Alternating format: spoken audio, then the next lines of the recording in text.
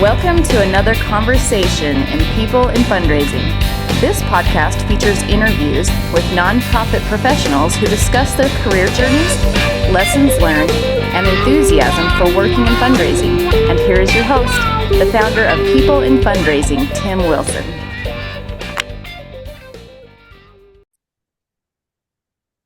Hello, everyone, and welcome to another episode in the People in Fundraising Nonprofit Podcast webcast series. Today is Monday, November 11th, 2024. It's Veterans Day. So thank you to all of the servicemen and women who've served the United States of America. This is also a holiday for today's guest, Jennifer Moody.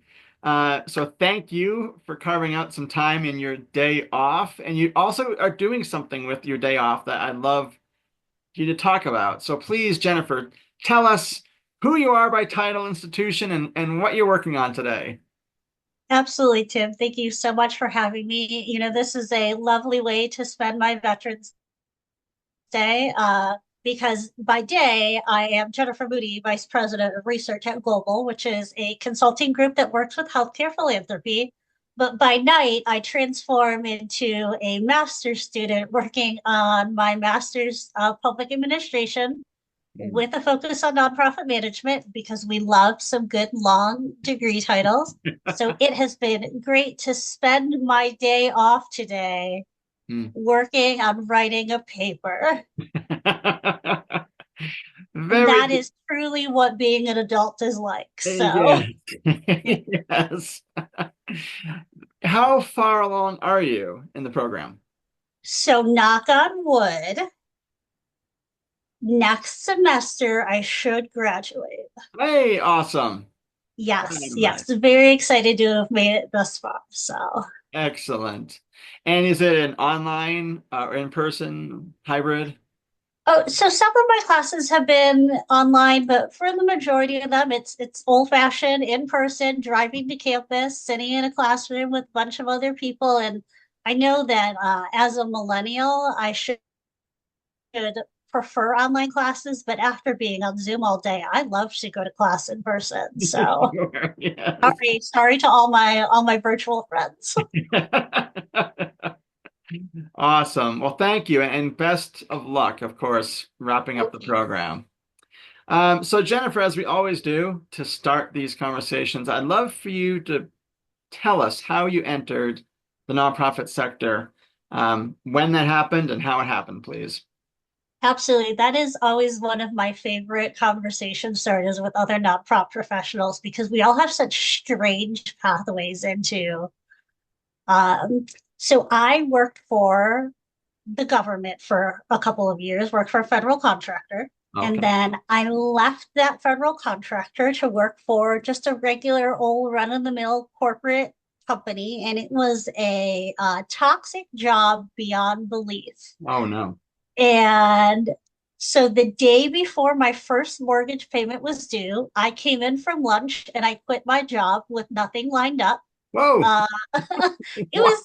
It was a decision that you make when you're 20. I don't know how old I was then, 26 or 5 or something, and not so much a decision that you'd make today. But when I was trying to decide what I was going to do next, I have always had a love affair, obsession with the Henry Ford Museum in Dearborn, Michigan. I wrote my senior thesis on the museum. I grew up going there. It has been a passion of mine. Awesome. So I started giving tours there. Okay. And then I gave tours there. And then I joined the development department as the research and donor stewardship coordinator with absolutely no idea what any of those words meant or what development meant or really anything. All I knew is these people sometimes asked me to give tours to people and they would know like, hey, we're giving a tour to Tim. Tim really likes trains. Can you talk about the trains a lot? Well, that became my job. So I did a lot of figuring out as I went along. A lot of things I taught myself incorrectly until I found Apra and learned the best practices. But it opened up a whole new world. And so it's only spiraled from there. Oh, dynamite. And how long have you worked at Gobel, Jennifer? So I've been at Global, it'll be 3 years this January. So it's been, well, in our industry, 3 years seems like it's been a long time. Yeah, So yeah, yeah, yeah. Yeah, and it's Gobel, you said, right? Not I Global, mispronounced it. yes. Okay. No, that's all right. It's very normal. Global, and a lot of people think I'm saying global, but Global is the last name of our founder. So Oh, okay. Excellent. Did you have any stops in between the Henry Ford and then now being at Gobel? I'm laughing because yes, in between the Henry Ford and Gobel, I was at Henry Ford Health System. So it makes my past very confusing working in nonprofits solely named after Henry Ford. But so I worked at the Henry Ford Museum for about 5 years. And then I went to Henry Ford Health System and I worked there through the beginnings of COVID. And well, I suppose depending on your definition of the beginnings of COVID, I worked there till 2021. Okay. So I forget what my title was when I started, but when I left, I was their manager of research and prospect management. So I did research Okay. and prospect management there. Oh, terrific. Great. I know later in the conversation we have some questions about Henry Ford Health and particularly a coworker of yours as well. So I look forward to those pieces of our conversation. Um, Before we get into that section, we're going to nerd out a little bit because we're both prospect management aficionados, professionals, and nonprofit due diligence is a very significant and recurring theme for people that work in our industry and they're active on LinkedIn. And so I want to lead into that for this next question because you recently facilitated an APRA prospect development webinar on due diligence. And back to LinkedIn, you shared about it, which is awesome. And you noted that due diligence is one of your favorite topics.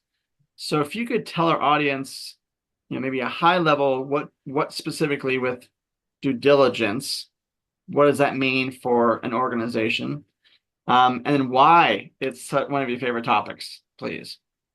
Absolutely. And you're right. I would love to nerd out about due diligence, which is why I was so excited when Apra Indiana asked me to do that webinar. And Nice. I think the kind of high level of what due diligence is and why I like due diligence so much, they go so neatly hand in hand. And it's a phrase that I think the first time I ever heard it was somebody from the Helen Brown group saying it. Mm. And it's that a lot of prospect research, prospect development work is, do you have the money?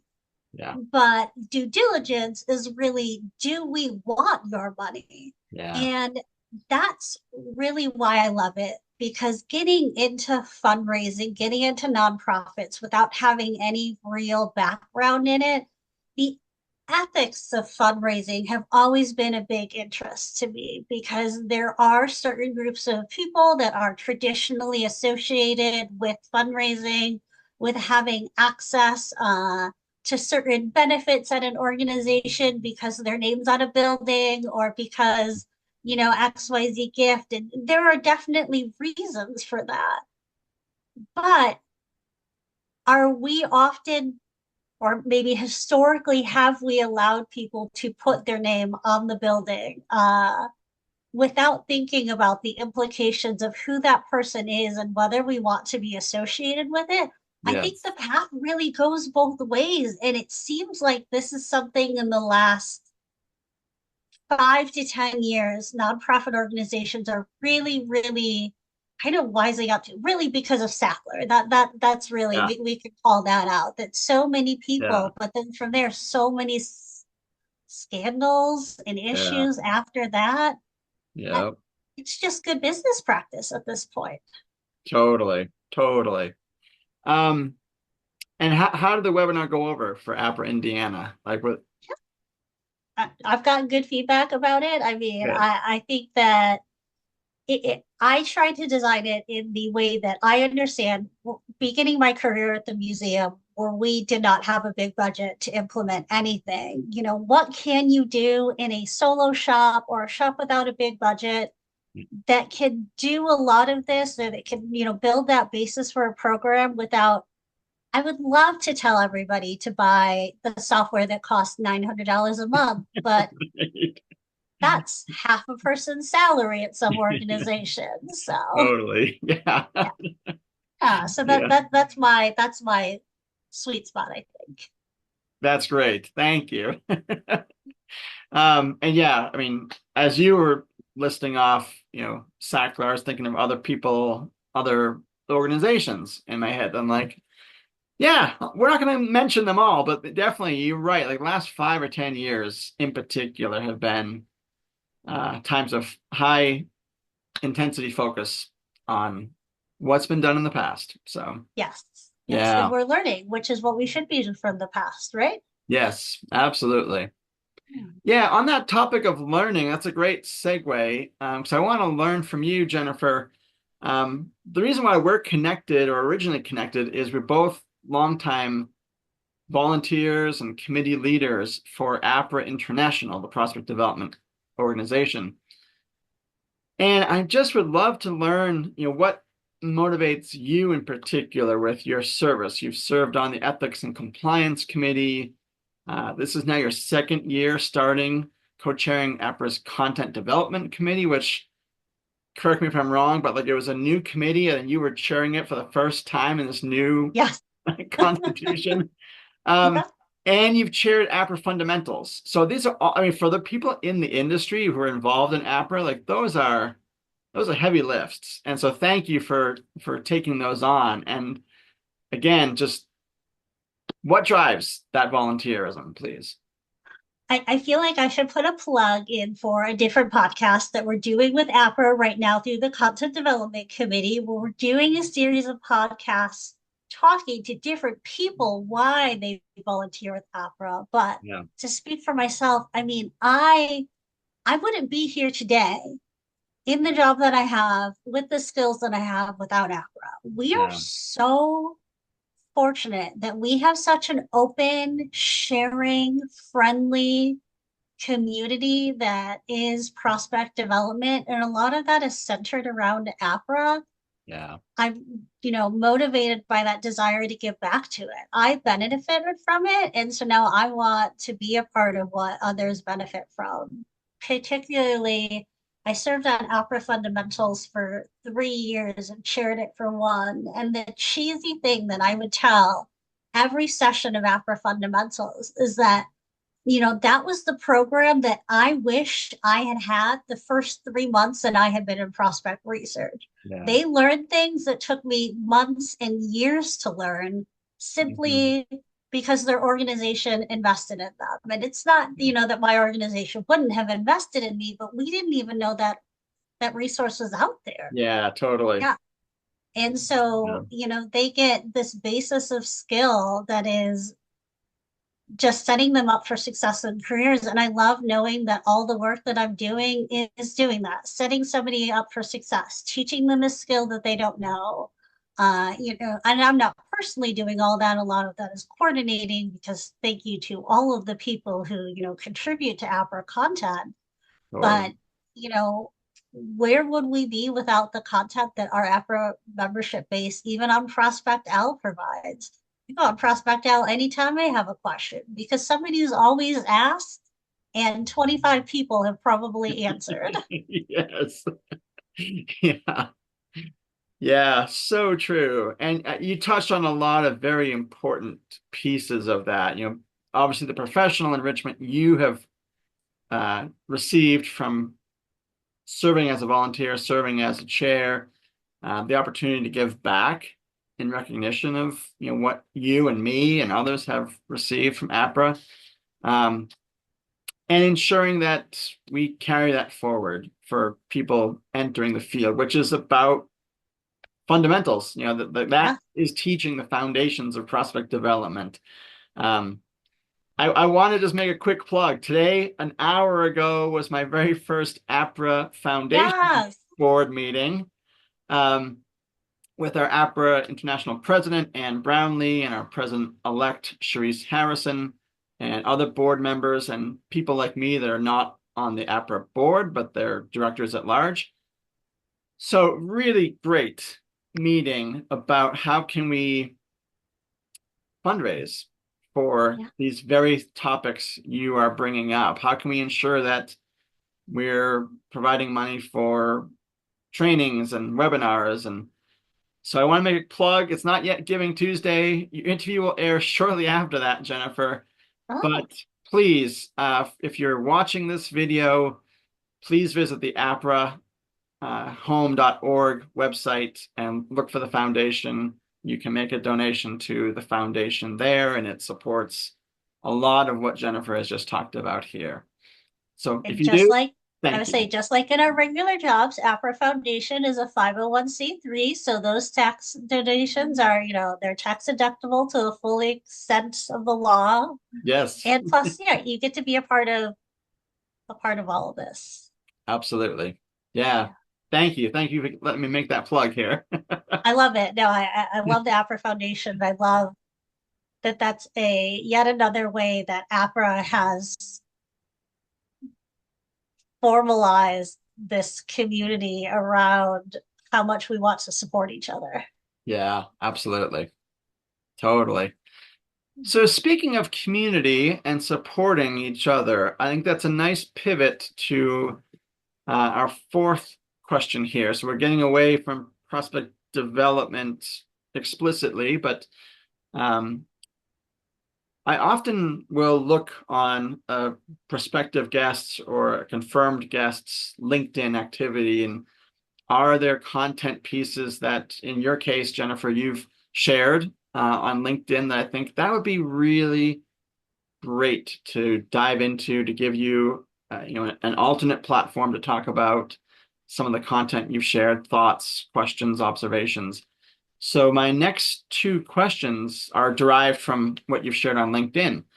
And the first one is, just a few months ago, you posted about a bench at Greenfield Village, which is in honor, the bench is in honor of your longtime Henry Ford coworker, Connie, is it Godre?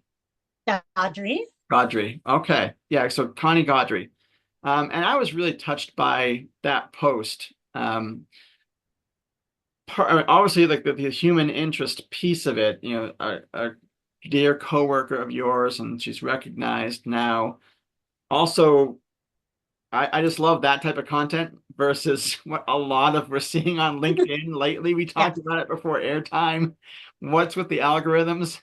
Um, let's table that. But so I'd love to hear from you, Jennifer. What made Connie a special colleague for you? I feel like I could spend an entire half an hour just talking about Connie Godre. She was, to be quite frank, one of the most impressive women that I've ever met. Hmm. When I met her in 2015, she was already in her 90s. She had been working at Greenfield Village, which is part of the Henry Ford Museum. It's all one complex. She worked there for over 60 years. So in her 90s, this woman was working 8-hour shifts, standing, talking to guests about historical facts. Wow. She was sharp as a tack. She drove herself to work every day. She Hmm. lived alone. She Hmm. knew exactly what she wanted in life, and that was to Yeah. be around people and to be a part of opening children, families, individuals up to something that they haven't heard before. And she Yeah. would tell you that all the time. That's Hmm. why she woke up every day, was for the people. Yeah.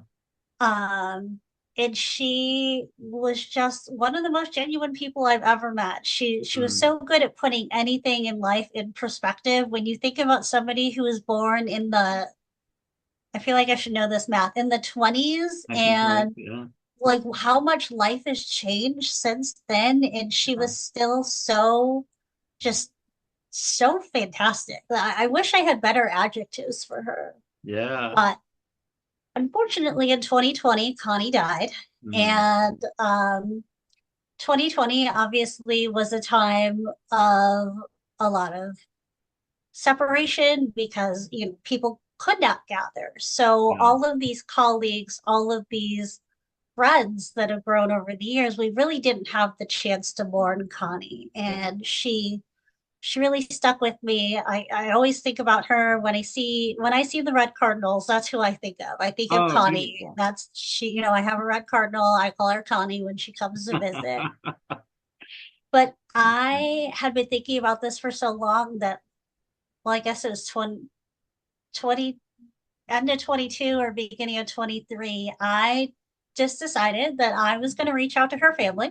Uh-huh. And so I used my prospect research skills and I found her son's address and I wrote him a letter and I said, listen, we all loved your mother and we want to raise the funds to do a permanent memorial to her in Greenfield Village. Is this Yeah. something that, respectively, we want to ask your family if this is, and he called me back and was Wow. incredibly moved because he thought at this point Connie had been dead for 3 years, that we had all forgotten her, and Sure. nothing could be further from the case.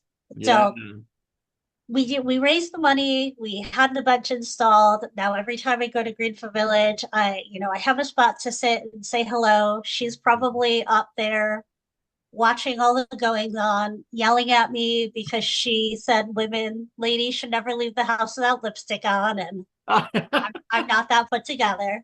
But there are just sometimes those truly special people you meet in your life. The Sure. phrase is people in your life for a reason, a season, or a lifetime. Yeah. And I may have only known Connie for a season, but I can tell that she's one of those people who will stick with me for the lifetime. Mm. Yeah. That's beautiful. Thank you for sharing all that, Jennifer. Oh, That's so touching. like I said, I feel like when we did the dedication, we all shared our Connie stories, and there are just so many from over the years. And her family came, and we got to hear from her family Oh, how much wow. she would talk about us at home and Oh, talk yeah. about her work. And so it was very, I think that we don't do as good of a job of memorizing, memorializing and remembering the deceased as cultures did in years past. And Sure. Yeah. I just think that's something to change. So this is my little effort of changing it. I love that. I support that. That's Yeah. really meaningful. And Yeah. I got to do a little bit of fundraising. So I got to see a tiny Right. bit of what our fundraisers felt like. Right. Yes. You tied it all in there, There Jennifer. we go. See, I had to do that for you too. No, that's beautiful. Thank you for sharing those reflections.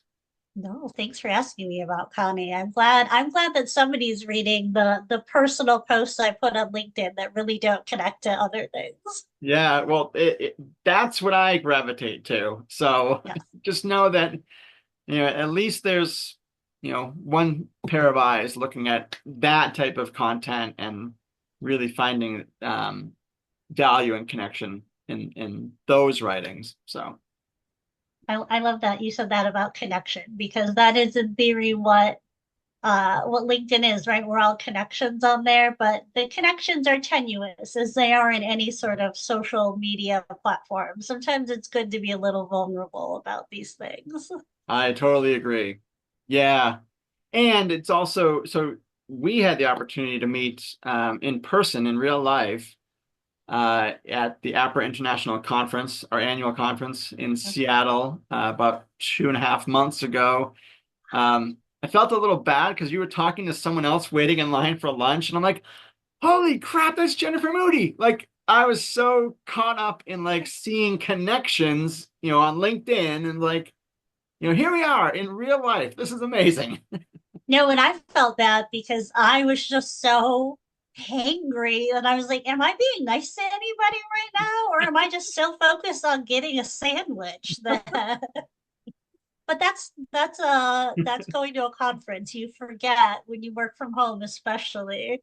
Yeah. It, APRA APRA PD is a fantastic conference, but like any conference, they are exhausting. There's so many, but it's so great to see all of these people that are just names on a screen sometimes and make Yes. that real life connection to build it out, make you a whole person instead of a little box on Zoom.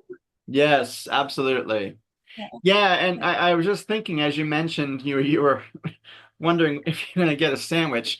It reminded me, we're speaking about someone else who's departed. You mentioned Connie, and for me, I was going, when you mentioned sandwich, I thought about the late singer-songwriter Warren Zevon, who wrote Werewolves of London and Lawyers, Guns, and Money. He was big in the 70s and 80s. David Letterman had him on a lot. And Warren Zevon said that sort of his motto at the end of his life was enjoy every sandwich. And I just love that. I feel like that goes to, stop and smell the roses, Yes. enjoy the little moments in life. I feel like this is going to transition too well into kind of our next question, but I had some health issues last year and I was on a liquid diet for 6 months, Oh my and goodness. nothing makes you appreciate food more than not having any solid food for 6 months. Whoa. Every grilled cheese, every macaroni and cheese, every sandwich, anything after that is just the best food you've ever had. But it shows you how much we take for granted because I've dinner prepared and it's good, but do I celebrate everything that I eat? Right. Absolutely Yeah, yeah. not. Wow. So yes, that is the segue to this last question here. And again, it comes from LinkedIn. You're very candid in sharing this. I wrote out the questionnaire and that you wrote movingly about these health challenges in 2023. So I'm very glad that you got the care you needed and healthy. Um, and the treatment came through Henry Ford Health, where you once worked. I won't go into all of the detail because it's kind of a long section here, but you had over 70 appointments as part of your treatment. And you didn't mention a liquid diet in the post, but like, holy cow.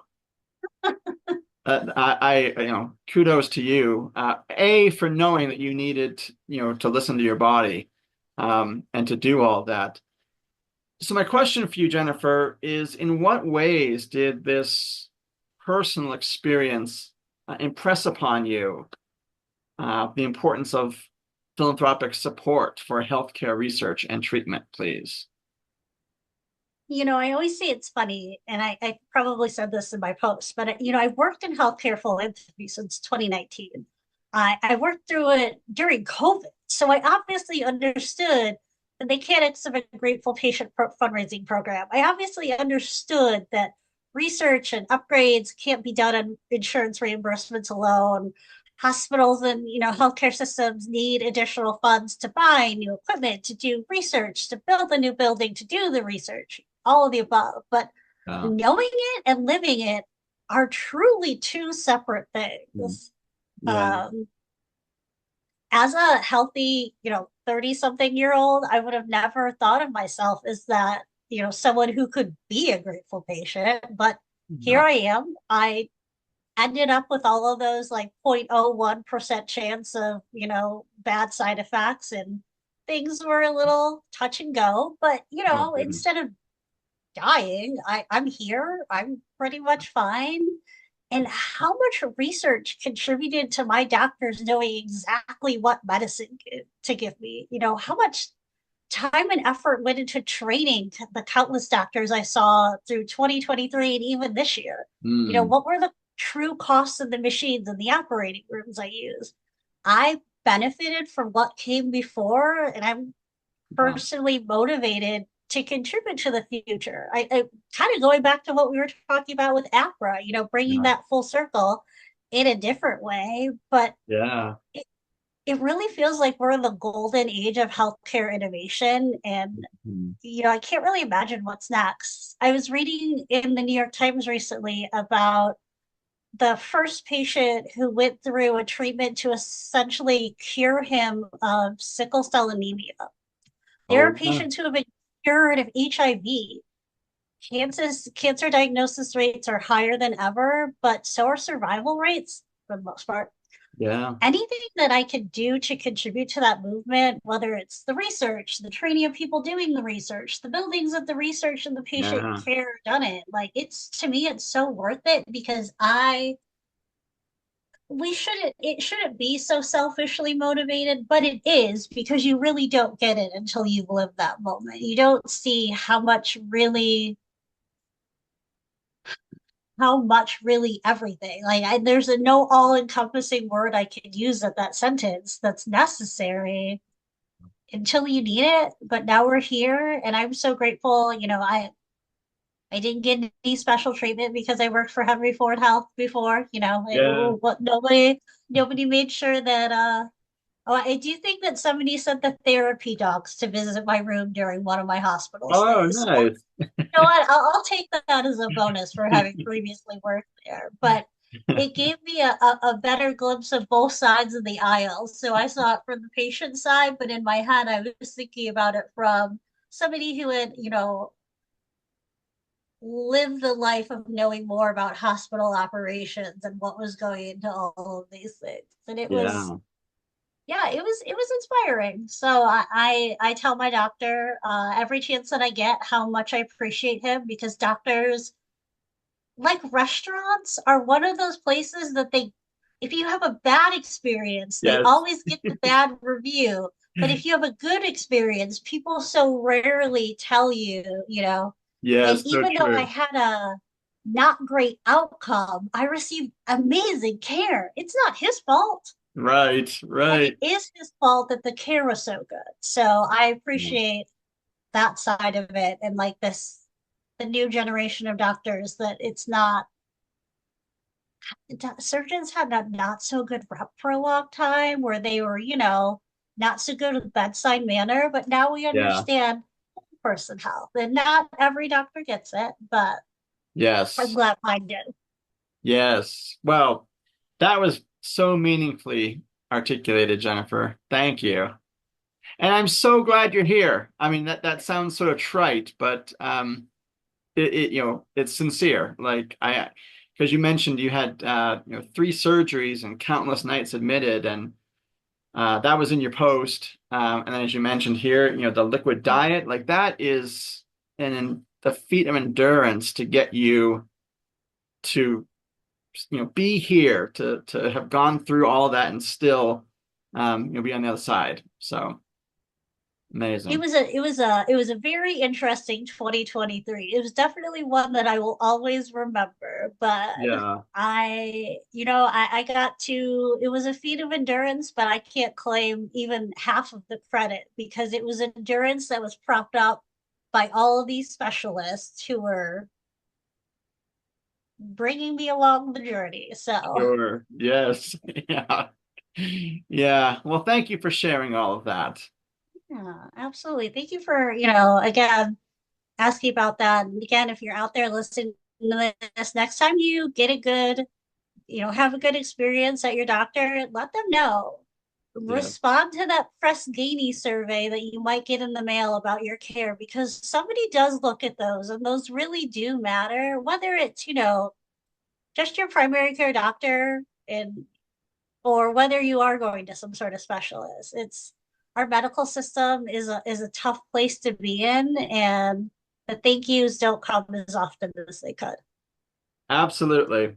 Absolutely. That's all so valid. And I just want to share a personal anecdote. So Jennifer and I were supposed to talk on Friday, November 1st. Oh yeah. And sometime, like, I don't know, September, October, I said, "Hey, Jennifer, I have to move the interview because I've been trying to get into the doctor for an exam, and the soonest they can get me in is November 1st." Of And you were course, great. always. Yeah. Yeah, and you were great. Like, yeah, no problem at all. And I had a great exam, and the bedside manner you talked about, like totally, like they have been trained better than in the past. The Love to whole hear thing, it. yeah, the whole thing went well. And I've thought since then, and I mean, to my left, I've got a stack of thank you cards. And I thought I need to write a letter to Dr. Sherman and his staff. So that is the motivation for me to do that today. That is my takeaway. So thank Yes, you. I love it. Even if I only inspire you, Tim, that will be so worth it because especially his staff. You made a great point there. We're not just getting care from doctors, even though that's who we always think of. It's the receptionists and the nurses Mhm.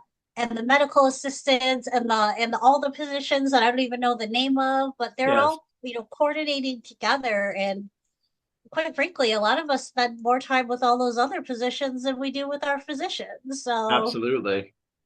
yeah, Yeah, I no, mean I the feel anesthesiologist, yes. yeah, everything. The anesthesiologist who actually comes in and explains what's going to happen. And when I say anesthesia always makes me really nauseous, he says, "Oh, okay, we're gonna throw everything at it." I say, "Oh, they always say that." He says, "No, this," and he did. Oh, good. Yeah, but because somebody listened, and Yes, that's yes, a guy that I mean, I don't even know what his name was. yeah, I'm same. sure it's in my medical record somewhere. I'm sure that it could be found, but that's a person who doesn't get thanked. Absolutely, absolutely. Yeah, yeah. So you've inspired me, and I hope that others in our audience, honestly, like, thank your physician, thank their staff. Um, they help you get to that point and help you get out of it. So Yeah. if that's the biggest takeaway, then we have done our job today, Jennifer. I will be so thrilled if that's the biggest takeaway. So Absolutely.